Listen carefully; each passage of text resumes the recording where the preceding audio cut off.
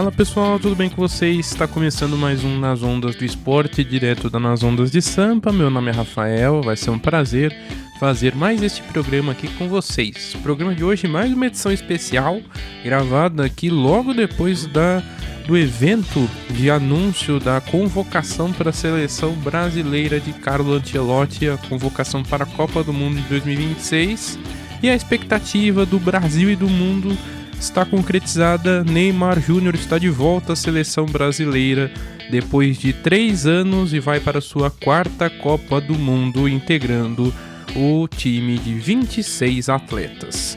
Convocado pelo técnico Carlo Ancelotti nesta segunda-feira, dia 18 de maio, Neymar Júnior vai integrar a seleção que vai em busca do Hexa. Fica então aqui com a gente para conhecer e destrinchar toda essa lista dos 26 nomes de Carlo Ancelotti, que teve suas surpresas, sim. Bora lá então para a lista? Vamos lá então, vou fazer bem pausado a lista, setor por setor, jogador por jogador, com meus comentários, se eu levaria, se eu não levaria, e assim destrinchar a nossa convocação para a Copa do Mundo. Lembrando que no último episódio do Nas Ondas do Esporte eu convidei alguns amigos e ouvintes aqui do Nas Ondas do Esporte para dar os seus pitacos, também da sua sugestão de convocação da seleção brasileira. Ressalto então que com essa convocação que saiu hoje, não tivemos nenhum acerto 100%, tivemos acerto bem próximos, mas nenhum 100%, porque tivemos boas surpresas do técnico Carlo Ancelotti. Então vamos lá. Os goleiros convocados: Alisson do Liverpool, Ederson do Fenerbahçe e a surpresa, o Everton do Grêmio. Alisson do Liverpool já é titular da seleção há um bom tempo, mas está lesionado, é importante lembrar. Ainda não voltou de lesão pelo Liverpool, então há expectativa se ele ainda vai voltar para a Copa do Mundo para disputar os amistosos ali antes da Copa, que vão ser disputados no final agora de maio, no dia 31, contra o Panamá no Maracanã, e já nos Estados Unidos no dia 6 de junho contra o Egito. Se disputar, pode ser que entre como titular na Copa do Mundo. Se não, minha aposta, acredito que Ederson comece como titular a Copa do Mundo. Ederson, goleiro do Fenerbahçe, vice-líder do campeonato turco, é titular absoluto no clube, mas contestado. Tem algumas atuações ali contestáveis, já foi titular da seleção em alguns momentos, não transmite tanta segurança, mas é um nome ali que pode começar como titular no gol da seleção brasileira. Não seria o meu titular para a seleção brasileira. E o terceiro nome me agrada, é o goleiro Everton do Grêmio, ex-goleiro do Palmeiras, já foi goleiro do Atlético Paranaense, e é importante lembrar que nós ganhamos a medalha de ouro nos Jogos Olímpicos com o Everton no gol. Ganhamos da Alemanha, nós ganhamos o título olímpico com o Everton no gol, pegando pênalti inclusive, e com o Neymar no elenco. O Everton era o goleiro daquela seleção olímpica, então já vestiu a amarelinha, pode ser que o Everton seja titular, pode ser que pinte aí, não seria nenhuma surpresa ter o goleiro agora do Grêmio pintando como titular da seleção brasileira.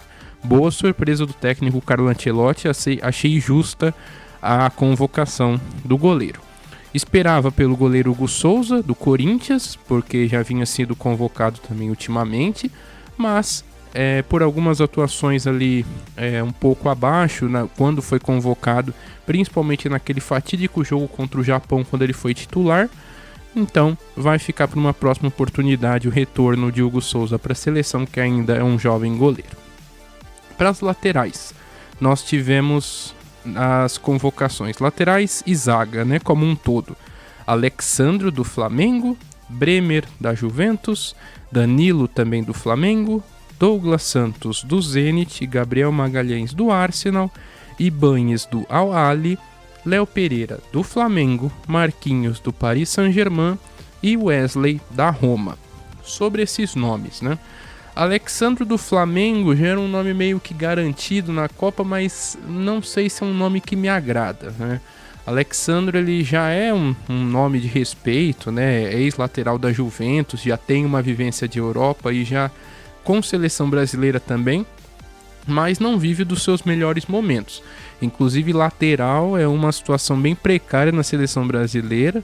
Há comentaristas que dizem da possibilidade até da seleção testar durante a Copa formações sem laterais, com 3 zagueiros. Pode ser uma possibilidade, é algo que a seleção pode testar. Não sei se isso vai ser possível pela convocação do técnico Carlo Ancelotti realizada hoje. Mas Alex Sandro não era um nome de unanimidade para mim. Bremer da Juventus me agrada, é um zagueiro acho que consistente ali, bem equilibrado. Danilo do Flamengo também é um nome que eu não convocaria pelo mesmo motivo do Alex Sandro. Também ele, por mais que ele tenha o aspecto da liderança, que já foi ressaltado pelo Carlo Ancelotti, inclusive garantindo a convocação do mesmo no passado, não é uma convocação que me agrada, porque acredito que não é um atleta que está em seu auge físico, não está em seu vigor para bater de frente com atacantes de topo da Europa, que com certeza o Brasil vai enfrentar na Copa do Mundo. Então acredito que a gente vai sofrer se o Danilo for titular desta seleção brasileira, o que eu imagino que não vai acontecer. Mas, tê-lo como opção, eu acredito que teriam outras opções melhores, como por exemplo o Thiago Silva, que estava na pré-lista, tem 42 anos, mas está jogando no Porto, Liga Portuguesa, jogando em alto nível na Europa. Então, acredito que poderia ser uma melhor opção, além do que tem também a liderança, que é o fator que justificou a convocação do Danilo, e também tem o seu respeito com a seleção brasileira por todo o histórico que já tem com a amarelinha. Douglas Santos do Zenit é uma convocação que me agrada, é um lateral que eu acredito que vai ser até titular nessa seleção. Gabriel Magalhães é incontestável, um dos melhores zagueiros do mundo na atualidade, sem dúvida. Ibanez, do Al-Ahly, é uma convocação bem válida, porque ele é um zagueiro lateral, então pode ali atuar de uma maneira mais volátil com o Carlo Ancelotti, também me agradou. Léo Pereira, eu acredito que ele pode ser sim bem útil. Eu não sei como ele poderia funcionar contra grandes defesas, mas é um zagueiro bem forte fisicamente, é bem ágil ali pelas partidas que eu já pude acompanhar no Flamengo, então acredito que ele possa ser um zagueiro que vá contribuir ali com a seleção quando assim for requerido. Marquinhos segue sendo ali também referência do Paris Saint-Germain, apesar de eu não gostar muito dos seus desempenhos, acho que principalmente pela seleção brasileira, e ele também não está no seu auge físico, mas é incontestável que ele ainda é dos melhores zagueiros do Brasil na atualidade. E Wesley também, para mim, é incontestável a convocação dele como lateral. Então, em resumo, acho que Alex Sandro e Danilo são as convocações ali que são mais contestáveis por mim. Acho que eu senti ali um pouco de falta de Thiago Silva para ter ali a potência do Danilo, e no lugar do Alex Sandro fica um pouco complicado, porque a vaga de lateral era algo muito aberto. Então, pelo meu pitaco no episódio passado do Nas Zonas do Esporte, eu até falei de Luciano Juba do Bahia. Mas se a gente coloca o Luciano Juba do Bahia, ele não vai ter também uma mesma experiência internacional, uma mesma catimba assim que o Alex Sandro tem. Ele pode ter um porte físico até melhor, mas eu não sei se essa questão de experiência possa ter pesado também. Pode ser que para o futuro o Luciano Juba ele possa se tornar um excelente lateral para se manter em seleção, mas para agora acho que o Carlo Ancelotti ele foi convincente ali na sua convocação.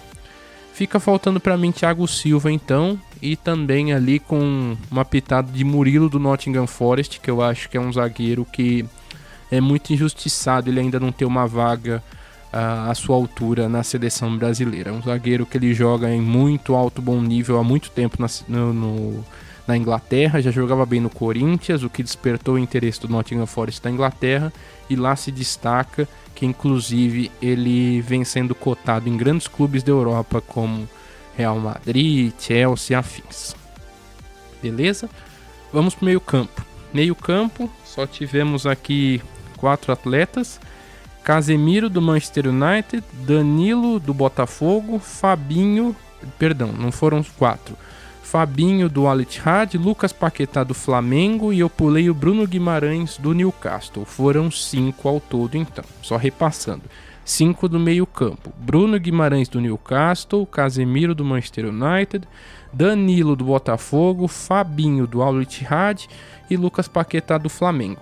Eu acho que da convocação como um todo é o setor que mais foi ali unânime, né? Bruno Guimarães e Casemiro incontestáveis, acho que é a dupla ali de meio campo titular e absoluta ali da seleção que tem que se manter. Danilo do Botafogo, incontestável também a convocação, um dos melhores atletas nas últimas partidas da seleção brasileira. Fabinho é o reserva direto do Casemiro, então é o nosso reserva ali na volância claramente. E o Lucas Paquetá, que ele pode fazer muito bem ali um papel do médio centro, então ele já vem com essa experiência da seleção de um tempo, e acho que pode fazer isso muito bem com o Carlo Ancelotti. Então acho que de meio campo estamos muito bem servidos, beleza? E vamos para o ataque. O ataque aí que havia tanta dúvida, vamos para o ataque. Endrick do Lyon, Gabriel Martinelli do Arsenal, Igor Thiago do Brentford, Luiz Henrique do Zenit, Matheus Cunha do Manchester United, Neymar do Santos, Rafinha do Barcelona, Ryan do Bournemouth e Vinícius Júnior do Real Madrid. Vamos lá, vamos por partes. Endrick do Lyon, para mim, excelente escolha do técnico Carlo Ancelotti, é o melhor camisa 9 que temos para a atualidade. Para mim, sim, ele tem de ser um camisa 9 da seleção brasileira. Não sei se começa a Copa como titular, mas eu torço que ele se torne titular da seleção brasileira durante a Copa, que isso é muito comum acontecer e eu espero que aconteça com o Endrick. Eu acredito que isso vai acontecer. Gabriel Martinelli não me agrada muito, mas eu entendo que o Carlo Ancelotti goste muito dele. Eu acho que o Gabriel Martinelli ele erra muito naquilo que ele tenta pelas alas, apesar de fazer um excelente trabalho quando ele é muito efetivo, mas acredito que ele erra muito, então reserva.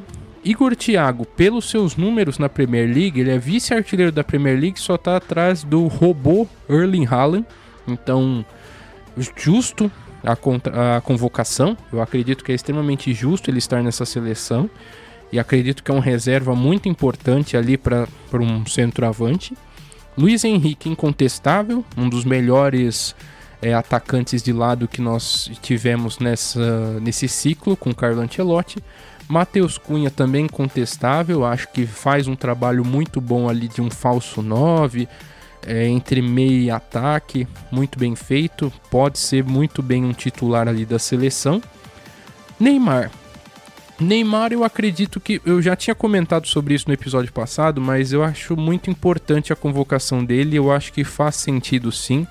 Ele não deve ser titular nesse começo, mas ele vai fazer parte do grupo, o que já vai fazer bastante diferença, porque o peso Neymar vai fazer a diferença.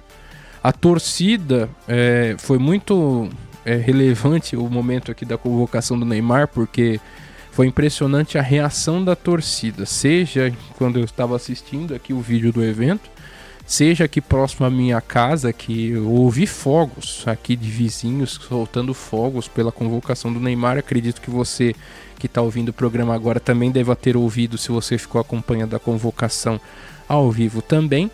Então assim, tem N situações. Ah, mas então o Ancelotti convocou o Neymar porque ele queria ter a torcida do lado dele? Eu acho que não. Eu acho que não foi muito bem por isso. Acho que o Neymar ele é o melhor jogador da sua geração brasileira, e isso é incontestável para a posição. Eu acredito que ele não está vivendo o seu melhor momento técnico. Fisicamente ele está tentando chegar no seu auge, ele está mantendo um nível, ele está mantendo uma regularidade de jogos, o que é importante para ele, mas ainda no aspecto técnico não. Porém, ele é diferenciado. Isso é incontestável. Acredito que quem assistiu alguns jogos dele pelo Santos já viu ele fazendo algumas jogadas, passes que mostram que ele é diferenciado de outros jogadores que estão ali ao lado dele, mas infelizmente ele está num clube que não possibilita isso. Então, com todo respeito ao Santos, o Santos não tem um elenco à altura do craque que tem ali. Então, O Neymar hoje, ele é um jogador muito além do que o Santos é. Como seria, por exemplo, o Neymar proporcionando um passe desse para Matheus Cunha, para Igor Thiago, para Endrick, para Vini Júnior? Não sei. E outra coisa, o Neymar num elenco com outros atletas de nome, como por exemplo Vini Júnior e Rafinha, que é incontestável a convocação dos dois, já vou até antecipar aqui, tira um pouco o peso e consegue equilibrar, que é o que nós sempre falamos. O Neymar não pode ser, nós não podemos ter uma Neymar dependência. Acho que você já deve ter ouvido esse termo em outros momentos, quando se fala de seleção brasileira. O Brasil não pode ser Neymar dependente. Nós não podemos ficar dependendo do Neymar, então sem o Neymar vai ser melhor.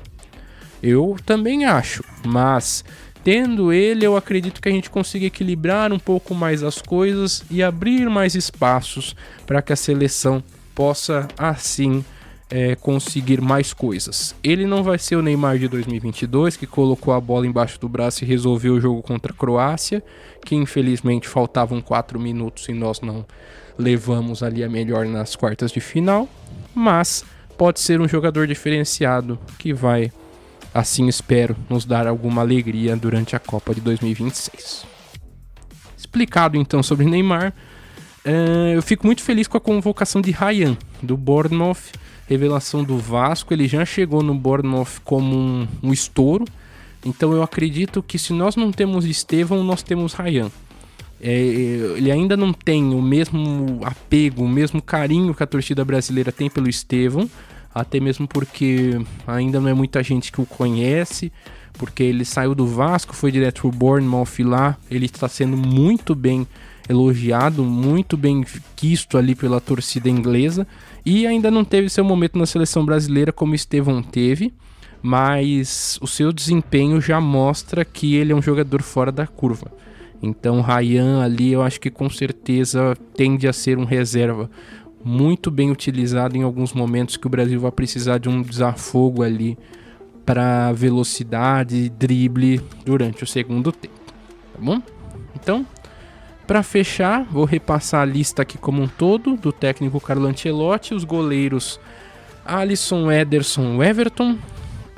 Os defensores Alexandro, Bremer, Danilo, Douglas Santos, Gabriel Magalhães, Ibañez, Léo Pereira, Marquinhos e Wesley. Meio-campistas Bruno Guimarães, Casemiro, Danilo, Fabinho e Lucas Paquetá. E atacantes Endrick, Gabriel Martinelli, Igor Thiago, Lucas Henrique, Matheus Cunha, Neymar, Rafinha, Ryan e Vinícius Júnior. Esses então os 26 guerreiros que vão em busca do Hexa para o Brasil a partir do dia 11 de junho na Copa do Mundo de 2026, Estados Unidos, México e Canadá, que você vai acompanhar aqui com a gente no Nas Ondas do Esporte, com o especial Nas Ondas da Copa, beleza? Esse então foi o programa de hoje, especial da convocação da seleção brasileira do técnico Carlo Ancelotti. Espero que você tenha gostado, siga acompanhando a gente nas redes sociais, @Nas Ondas de Sampa, e por hoje é só. Até a próxima, pessoal, um abraço, valeu! Nas Ondas do Esporte, aqui a emoção é gol! Nas ondas! Nas ondas do esporte.